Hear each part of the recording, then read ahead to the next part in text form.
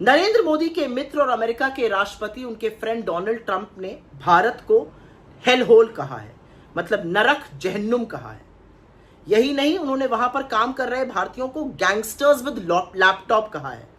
लेकिन नरेंद्र मोदी की और उनकी सरकार की इतनी हिम्मत नहीं हो पा रही है, इतना साहस नहीं जुटा पा रहे कि वो दो टूक अमेरिकी राष्ट्रपति से कहें आपकी हिम्मत कैसे हो रही है हमारे देश के खिलाफ या नाप शनाप करने की, हमारे देश का तिरस्कार, हमारे देश का अपमान करने की।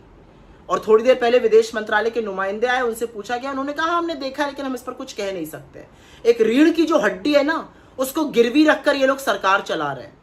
अरे देश के लिए तो खड़े होइए, देश के सम्मान में तो खड़े होइए, देश के खिलाफ जो तिरस्कार अपमान हो रहा है उसके खिलाफ बोलिए तो सही। और असलियत यह कि ट्रंप ये पहली बार नहीं कर रहे हैं। उन्होंने हिंदुस्तानियों को बेड़ियां पहनाकर, हथकड़ियां डालकर, मिलिट्री जहाज में ठूस कर वहां से खदेड़ दिया। मोदी जी चुप रहे। उन्होंने लगातार इंडिया को अब्यूजर एक्सप्लॉइटर कहा, हमारे ऊपर 50% टैरिफ ठोक दिया। मोदी जी चुप रहे। अरे मोदी जी को खुद तिरस्कृत किया, वहां गए जब तो इनसे मिलने भी नहीं आए, मोदी जी चुप रहे। यही नहीं, डोनाल्ड ट्रंप ने इंडिया का तिरस्कार करते हुए पाकिस्तान को गले लगाया हुआ है। असीम मुनीर को, जो नरसंहारी है, उसको घर रोज बुला के दावत देते रहते हैं। मोदी जी कुछ नहीं कर पाते।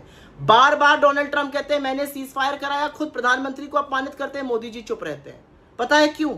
क्योंकि इस देश का प्रधानमंत्री कॉम्प्रोमाइज्ड है, कमजोर है, डरा हुआ है और उसका खामियाजा पूरा देश भुगत रहा है।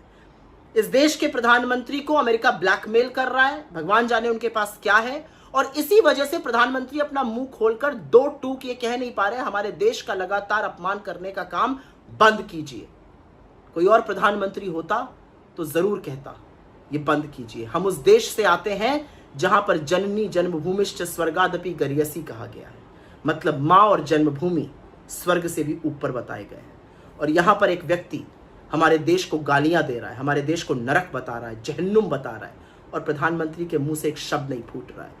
और चरण चुंबक मीडिया जो सबको सर्टिफिकेट बांटता रहता है राष्ट्रभक्ति के, उसकी राष्ट्रभक्ति का डब्बा तो इतना गोल है कि एक शब्द वहां से भी नहीं सुनाई दे रहा है।